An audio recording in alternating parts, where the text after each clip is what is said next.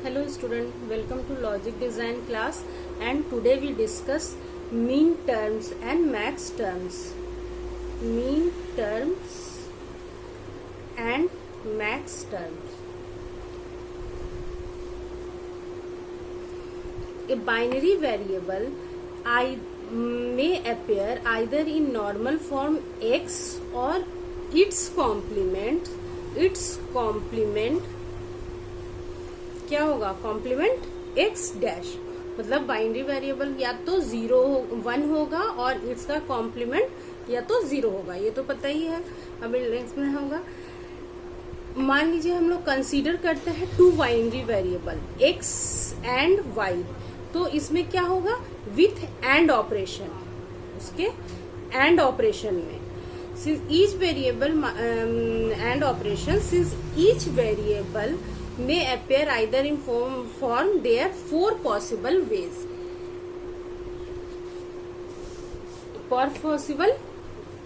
Combination, तो x और y का 4 possible ways एंड गेट के साथ क्या होगा?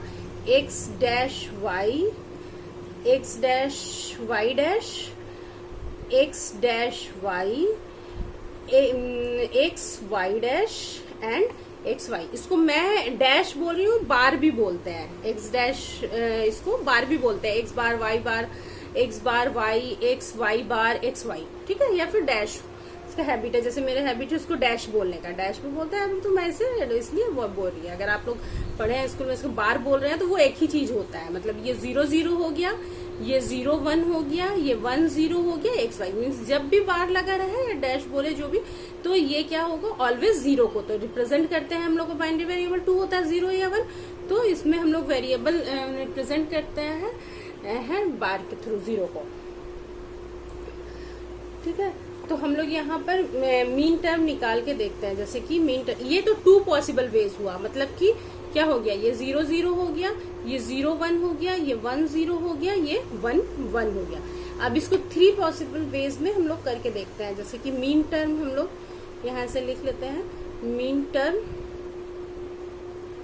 और ये हम लोग मीन टर्म यहाँ पर एक्स वाई जेड 3 लिटरल ले लेते हैं, इसको हम लोग टर्म कर देते हैं और इसका यहाँ पे डेजिग्नेशन, इस तरह से टेबल बनाते हैं। ये टेबल आपकी बुक में बना हुआ है, उसमें आपको समझ आ जाए बुक पढ़ के। तो यहाँ 3 कॉम्बिनेशन, 3 नंबर ऑफ लिटरल्स है तो 3 कॉम्बिनेशन करते हैं। तो पहले क्या होगा? 0 0 0 1 0 1 0, मतलब कि 1, ये 1 0 2 होता है,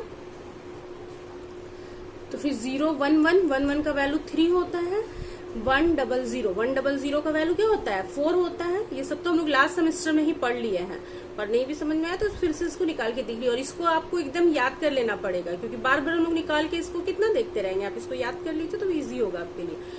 4 1 1 1 0 1 5 का होता है, 1 1 0 6 का होता है, एंड 1 1 1।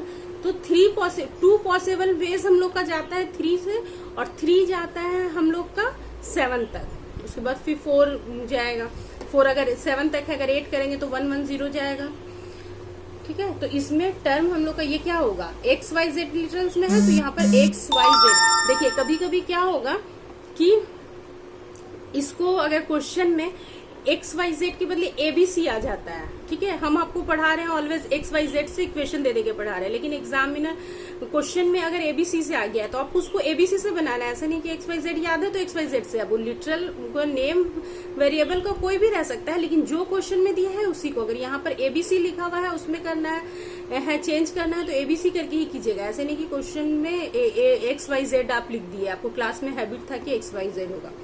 ये एक्स वाई जेड है तो यहाँ पर डैश डैश डैश हो जाएगा, क्योंकि 0 0 0 है।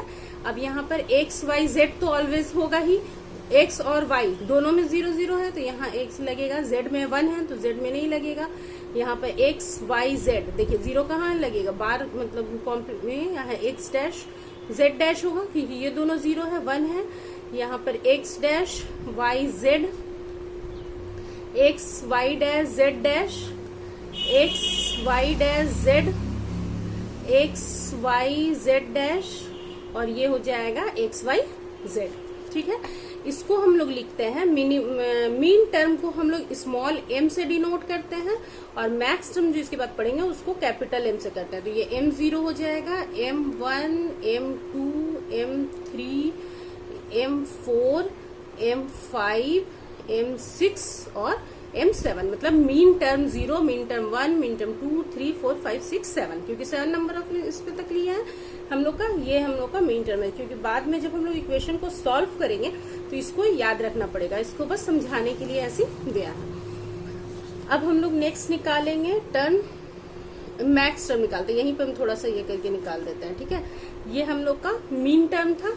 अब मैक्स टर्म, मैक्स टर्म में हम लोग का क्या होगा, ये हम लोग का एंड गेट था और मैक्स टर्म में क्या हो जाएगा, और गेट हो जाएगा।